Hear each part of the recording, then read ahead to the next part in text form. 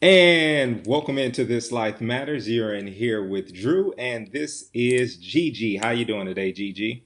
I'm doing well, finally. Yeah, I've right. been under the weather like everybody else.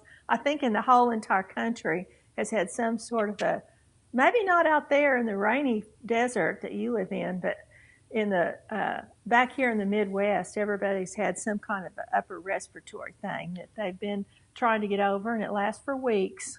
Yeah.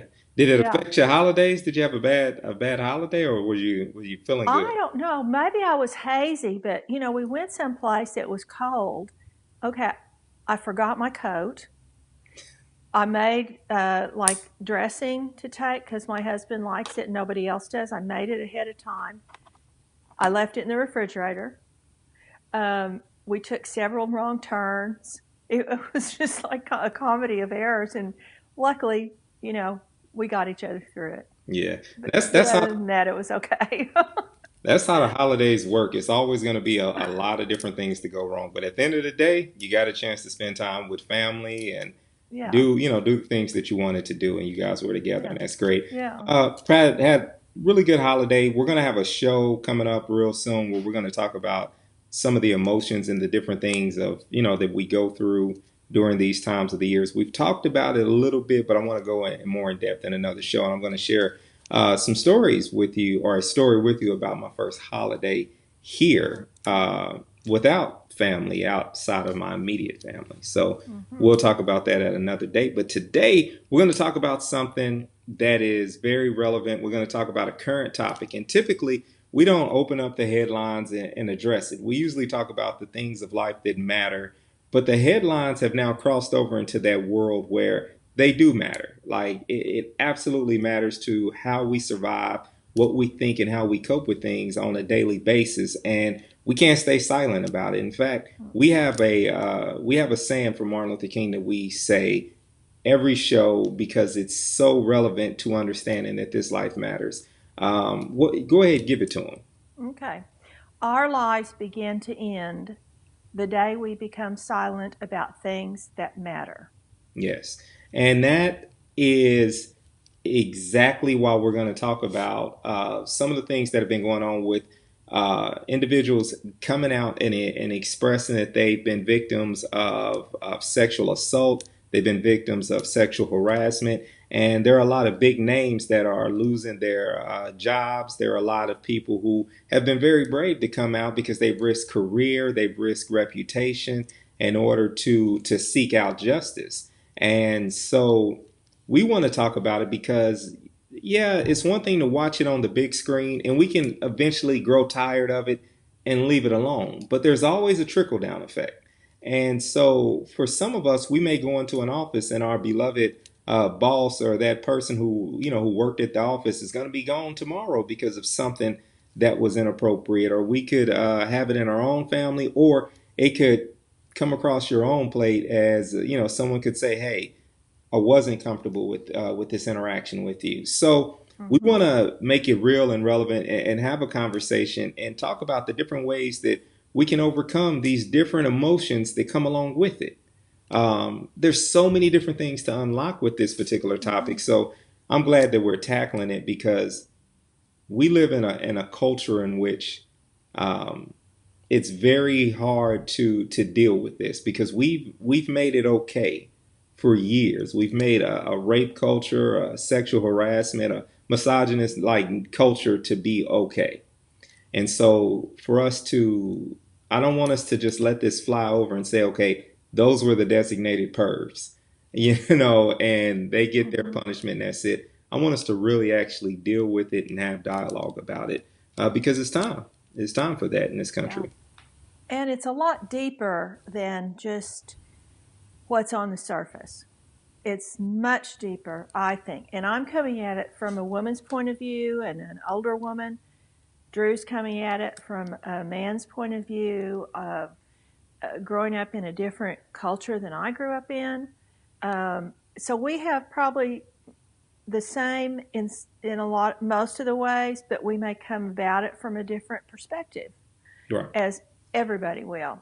And you mentioned affecting people when you hear about it. And one of the things that's not talked about too much, and I know everybody has been looking at news reports and are shocked at some of the people's names that are coming out as things that have been done, but there are some people who have experienced this kind of treatment, whatever it might be, and when they hear it, and I'm coming at it from a mental health standpoint because I'm a counselor, so Yeah.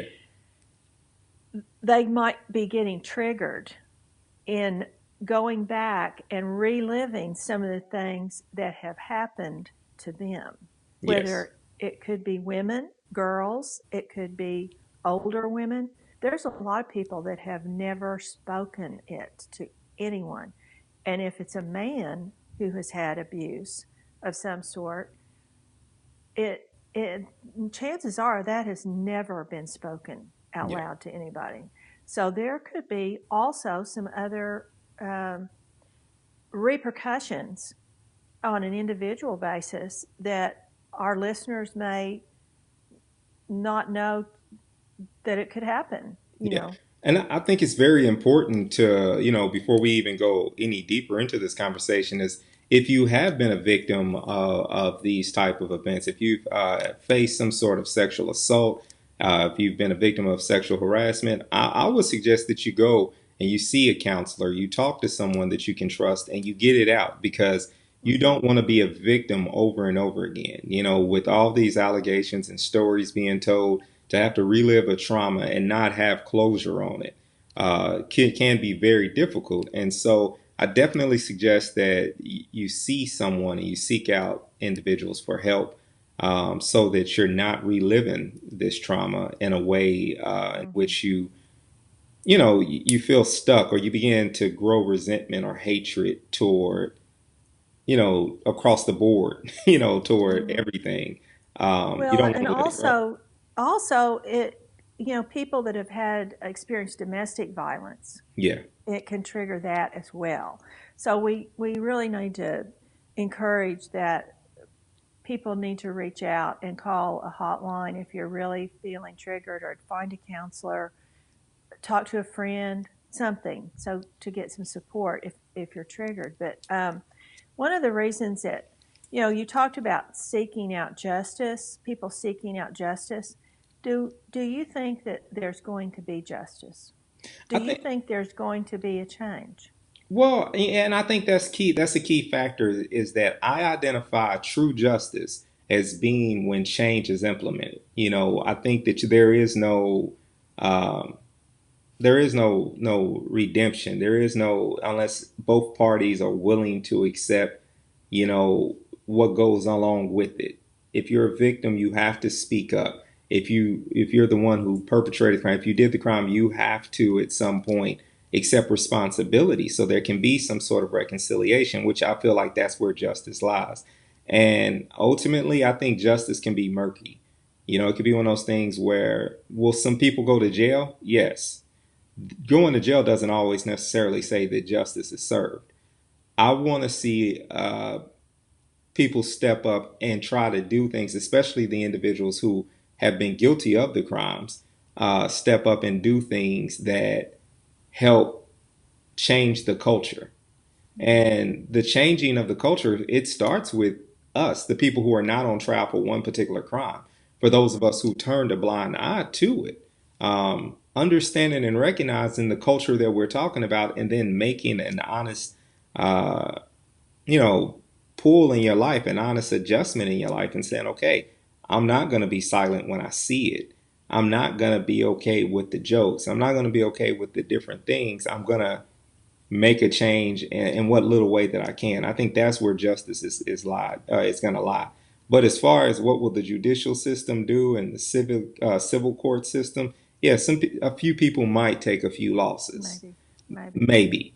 But history has shown that if you have enough money, not really. At best, you'll end up giving out of your supply, out of your Mm-hmm. surplus. You won't really be giving up too much. It'll be the cost. Yeah. You know. Well, and people so far that are being named and have been fired and this and that, they have, a lot of them may not have to get another job. You Right. know, Yeah, it's exactly. not, Yeah. they may lose their families, though, Yeah. friends, and people won't trust them. But I think down to the nitty gritty of it is our daily lives and where we are and what we say when something happens, or even just recognizing it. I know that if I talked to certain people and said, that is really sexual harassment, what you just did, they wouldn't believe it. They wouldn't think it was. And even it's those tiniest little remarks, um, that sort of thing, that it's the beginning of it. Yeah, and I think that's the part where, for me, as from a man's standpoint, to kind of walk you through it from my standpoint. I think the reality that I use the term rape culture because it's a little bit, even it sounds a little bit more shocking, but the truth of the matter is it's an identifier of the whole culture, that we can see things on television and in movies that support that men should be able to have sexual dominance over women. Mm-hmm. And it typically starts by trying to appeal to our humor. It tries to, because if Mm-hmm. someone just flat out said, "Hey, you can go over this woman's house and uh, raid through her underwear," someone would say, "Okay, that's sick." But if you put it in Revenge of the Nerds, then all of a sudden you see it in the movie in a comedy, then it's, oh, okay, there Oh. you go. Mm-hmm. It's more humorous now, and you begin to think, okay, that's what you do in college. That this is what goes on, and you get to college, and the reality is we see these things, on television, and we've seen them on movies for so long that it's a part of the culture. We Mm-hmm. expect that it's a rite of passage as men, that at some point we're going to be able to do what we want to do to whoever we want to do it to. And we should be allowed to kind of move forward as long as we don't get caught. Mm-hmm. And that's a culture that I know that I participated in. I know that as a young man, I openly knew that I could make the joke. Within each person, you could say, "Well, I never participated in this way or that." Well, you can gauge it different ways. For me, I wasn't a guy who was going to go physically put my hands on a woman in that way, but I was one who was okay making the jokes. I was Mm-hmm. okay turning a blind eye to some extent on little things that I may have saw that supported it. Mm-hmm. Um, you know, it's just life, that we have to learn to accept it. So, I mean, learn to not accept it and stand up. So, I think first and foremost, what we do, and we've said this on this show, so it's so funny that we always come full circle saying a lot of the things over and over again. But as Mm-hmm. men, as uncles, as fathers, what we teach our boys as acceptable is what's going to ultimately be, uh, it's going to be their standards. That's absolutely right. It's very powerful. The what what boys and girls see their parents doing and their relatives doing, that's that's normal. That's their normal.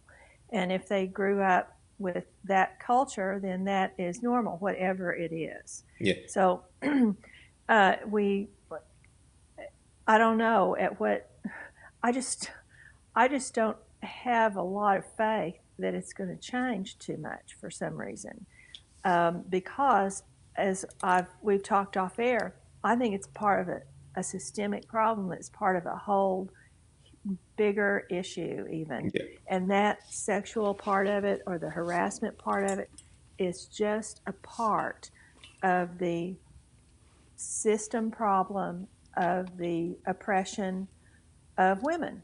Yeah. And we've talked about oppression of black people. We've talked about oppression of Native Americans.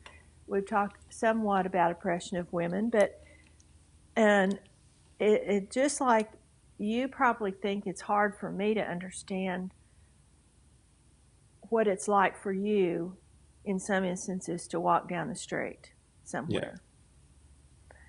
I think it would be really hard for you to understand also what it would be like for me. to have that same feeling. Yeah. And sometimes we think ours is greater than anybody else's. But it's a, I see it as, women not making enough money, women not expected to excel in science and math, women expected to, stay home and raise the kids, women expected to not get the top jobs, uh, not go to the best schools, not, it's changed. A lot of it has changed, but it hasn't changed enough because otherwise there wouldn't be all these women that felt like they could not talk or say what has happened to them because they would lose their jobs. And, some people may not even tell their spouse or anything because of, that being blamed for it. So I think this is just one section of, of a bigger problem. Yeah, it is. And I think that what we have is when it comes to reform, it's a personal thing. I think one of the things that where we failed as a society is in a lot of cases, and just over and over again in humanity, we've seen where different societies have tried to force reform by then saying, okay, Mm-hmm. well, women, you have to dress more modestly. Women, you have to be here. You have to do this, opposed to addressing men and saying, no, you need to love her like you love yourself. You need to sacrifice for her. You need to pour into her and treat her the way that you would want to be treated. Mm-hmm. And we don't do that well. Instead, we typically try to reform the behaviors of women, which I think further, it further perpetuates this whole rape culture. It keeps it going. Because then all of a sudden there's this, well, if it's okay for me to look at her this way because she wants me to look that way. Because she wouldn't have dressed that way if she didn't want me to look at her in a sexual way.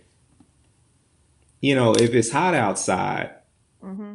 and a woman's, dressed a certain way because it's appropriate for the weather.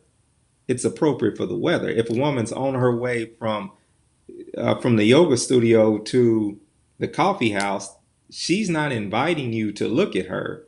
She's Right. just going from wherever she's going and has every right to wear that. And I think for us as men, that's kind of hard for us to deal with because we do have Rome. And I'm not making the excuse, oh, it's just, as a man, I'm just weak with this. It's a Mm-hmm. reality. It's a reality that you have to choose to say in your mind, okay, am I treating her fair? Am I Well, looking at women her? look at men too. I mean, women look at nice looking men, Yeah. And I think, and it's not always sexual harassment either. It's, if there's a nice looking person, whether it's a man or a woman, I mean, if, you know, and I sometimes think people say that's a really that's, nice looking person, or that person has really nice hair, nice eyes. It, uh, you know, it's these actions that are even more than that. I know it starts yeah. somewhere, but men and women are going to look at each other. Yeah. And that's the key thing You is know, the maturity factor of understanding that you may have seen someone, you may have admired their body, you may yeah, have admired this, that, or another, but having the maturity of stopping it there and right. understanding you're not entitled to act on regardless if you're single, married, or whatever, if she's single, married, whatever key factors you got there, you don't have the right to act on that, on that in a way that which would demean them as a human being. And I think that's part of the issue is looking at your. So my hope with all of these different things that are going down with individuals who are losing their jobs and everything else, my hope is that we as men will take a step back and look at our former actions. Take a look into the past and say, okay, have I committed any of these crimes myself? How can I hold myself accountable so that I won't move forward and be okay with this? Because this breaks our heart when it's our daughter that's Yeah, done it. right. That's done to. It's really hard for men. It's hard for men right now because many men have said to me, even some of my clients, I don't know how to act right now. I don't know what's right or wrong. I mean, come on, you treat a woman like you would treat a respected person in your life. I mean, but there people are really conflicted. I think there's women that are conflicted as well about what is that. I mean, I've looked over my life and I've thought, can I actually think of a time that I thought that I'd been sexually harassed in the way that we're talking about, with touches, pats, uh, you know, forcibly threatened in some way that I thought I would lose my job? And I'd have to say, no, I haven't. Yeah. Now, I'd have to say, no, I haven't. have you assessed whether you've done the same to someone else? Um, because of a because of the way I thought about someone sexually. Yeah, like what I'm saying is like it's kind of that double-edged sword where it's like, Yeah. have I, for you, the first thought was, now, have I ever been harassed? Have I ever been threatened? And then the second thought by nature is, now, have I ever harassed someone? Yeah. Have I ever possibly used my influence? Have I ever done anything to make to make a man feel uncomfortable, or, or someone else feel uncomfortable? Yeah. And a lot of times that's a quick one to dismiss. Yeah. And Um, I can't remember a time that I think I have. yeah. If I have, I don't remember a time. I mean, that isn't, does that seem like something I would do? No, no. No. And Okay. but that's the funny thing. That's the common theme amongst most of the people who are making their statement. There's, Yeah. because the I, culture is so thick, a lot of times it's yeah. like, yikes, I don't know. Like, they're not admitting guilt, but they're making a statement. And in some cases they do know, but they're hiding Right. behind what's common to most of us. We don't know, Right. because there Right. are some times where we have crossed lines. So I think having these respectful boundaries, there goes your word, Yeah. That's my having word. respectful boundaries set in your life, as a young person, I think, or just now, even if you get Uh started huh. later, set your boundaries, know your boundaries, and then you'll feel much sure of yourself to be able to say, hey, I know I have, or I haven't. For me, Mm-hmm. I think that there's a large stretch of my life where I didn't have boundaries.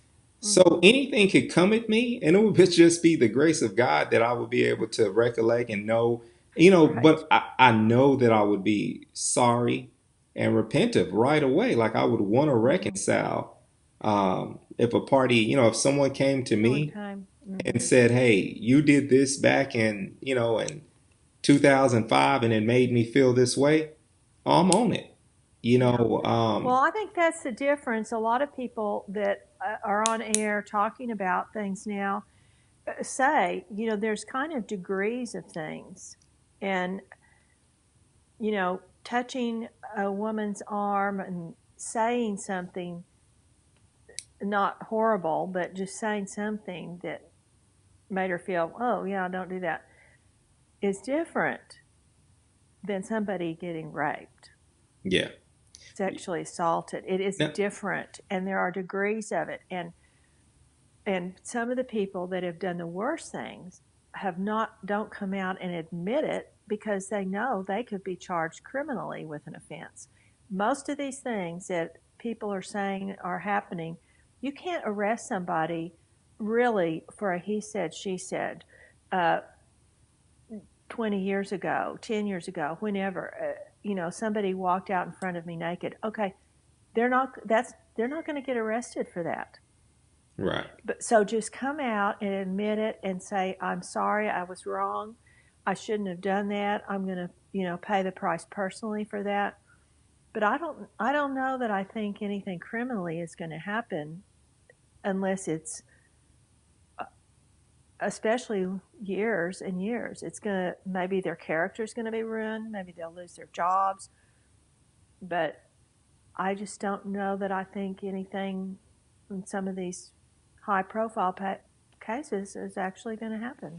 Let's shift the next 5 to 10 minutes, last 5 10 minutes of the show, and talk about something we kind of hit on at the beginning, the intro of the show, and it's that, how do you cope um, with knowing that someone that you held in a beloved, uh, view has committed, and we're talking now, we're not talking about sexual harassment as much as is being accused of sexual assault or a sexual crime.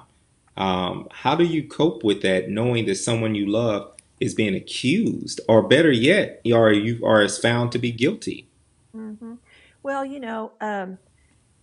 there that happens a lot, and it happens if your spouse has been accused of molesting and things like that and goes to prison. I know people that that's happened to, and it's like the rug's been pulled out from under you when you find out something like that. And once they're accused of something and it seems plausible, even if they're not found guilty, could you trust that person again? So I think it erodes that basic trust that you have in someone, and it just feels like a complete betrayal. You know, these people on air and all that, I mean, yeah, it's horrible, but it's not going to personally affect us unless we're one of the people that worked with them or their friends or their family. Yeah. That stuff's not going to affect us. But when it comes down to somebody that we actually know, yeah, it does affect people very much, and it ruins relationships. I think the key factor is knowing that for me, I've had these incidents happen where I've seen someone was accused that I loved and I admired. And I think for me, it was like, okay, how do I separate the crime from the person, Hmm. but then understand that a part of who the person is why they committed the crime. And Yeah, it's hard so, to do that, yeah. isn't it? And so I had to literally, as simple as it sounds, I had to literally just take the good with the bad, I had to Yeah. literally just say, okay, um, I had a good time with this person. This person was a great part of my life. Hmm. However, I'm going to have to compartmentalize the mentorship. This goes here. Everything else in between goes somewhere, like, that's who they were. I Hmm. think there are some people that unfortunately, like, you're absolutely right when you say that when it's a figure, a more public figure, it doesn't affect you. To some degree, it can have an effect on your psyche too, depending on Yeah. who it is. For example, Bill Cosby was a father figure toward the Hmm. African American community Yeah. who there's a lot of men I've literally heard say that the Cosby Show was their model for fatherhood. And Well, it and the was, Cosby Show, great.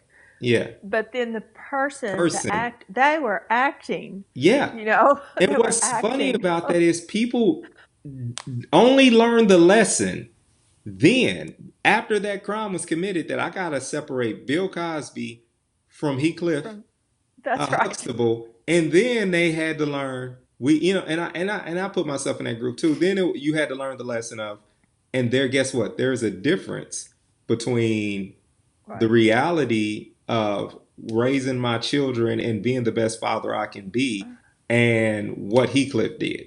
You know what I'm saying? Yeah. Like, so Yeah. seeing all of these differences is such a learning these differences, and so that sends you through an emotional place. It's not as serious as if you come home and you find out your father is going to be in prison and Yeah. for And touching a family member. Yeah, that happens a lot to people. And when anything happens that you have built your reality on certain facts and history with a person, and then all of a sudden you find out that your belief, your life, your values you thought you had, everything is not that way, then whatever it is that does that, it is like somebody just pulling the rug out from under you and you're in a free fall, yeah. and then trying to make sense of all of that. And that happens to people all the time. It leaves you with what I kind of would describe as like a naked soul. Like you just Yeah. feel exposed. And I think with Hmm. that, that is where anytime you feel that way, it's time to really just get clothed with support. Go out and find the groups, find the different people that you trust that you can talk to about it, and get yourself ready to a point. For me, what I had to do is get myself ready to talk to the individual and not come at them seeking out an explanation for me, because that was one of the things. It's like I felt as though the crime was committed against me, and I Mm-hmm. wanted an explanation as to why did you do this. For me, it became more of a, okay, let me not attack this person right now. Let me come at them and just say, okay, here's the boundaries of our new relationship. Yeah. You know, Well, but if it's your family member and you've also you've based like a parent or something or grandparent, and you've aunt and uncle, if you've based your what you think is true in life on and what you believe about, and then all of a sudden you find out that's not true. Uh, you know, people go through this all the time. That if somebody comes and says they want a divorce, and you think, I mean, you've based your life on the fact that you're going to be married and you're going to have grow old together and your family's a certain way, your life is a certain way. Then all of a sudden it's not. It's like you don't know what's up or down, and that's how it feels. It's very disruptive, and so we have to process through that, talk through that, get some help, go to a counselor, talk to a trusted friend, somebody you think is wise that will listen and let you talk about it and try to refigure out, you know, what the new reality is for yourself. yeah, you definitely have to do that. And I think the last thing that, if it's happened to you, walking back into a workplace, even if you filed an anonymous complaint, even if no one really knows what you're going through, walking back through the doors of a place that you may have been a victim, um, walking back through the normalcy of life, those are things that we encourage you to seek help with, because you're going to have to walk through some Mm-hmm. doors, some Yeah. very rough doors, and you're going to have to face some big things, and you're going to need some support, and it's not something that you can stay silent on. I think if you're aware and if you become privileged to information, especially if you were invited into a situation, I think you need to take that offer very seriously. If someone saw that you were a safe enough person to share with you that they were a victim of a sexual assault or a crime, Mm-hmm. it's important that you walk through as much of that process with them as comfortable as you can, because that person's going to need you. Mm-hmm. And I think for each one of us who takes it seriously and sees how it actually affects a human, to actually see how it affects a person, I think that's the factor that's going to provoke change. When we really start taking a hard look at, this is not just something that, movie actresses went through in order to make it or something like that. No, this is really causing my friend, my cousin, my sister, my Mm-hmm. brother to, to look at life in a different way. This has affected their psyche. This has Mm-hmm. affected the normalcy of life. Then you begin to take it a little bit more seriously. Mm-hmm. You begin to Because look at it. very few people are actually in the entertainment industry Right. as far as, you know, uh, more people are in your workaday world, and it happens all the time.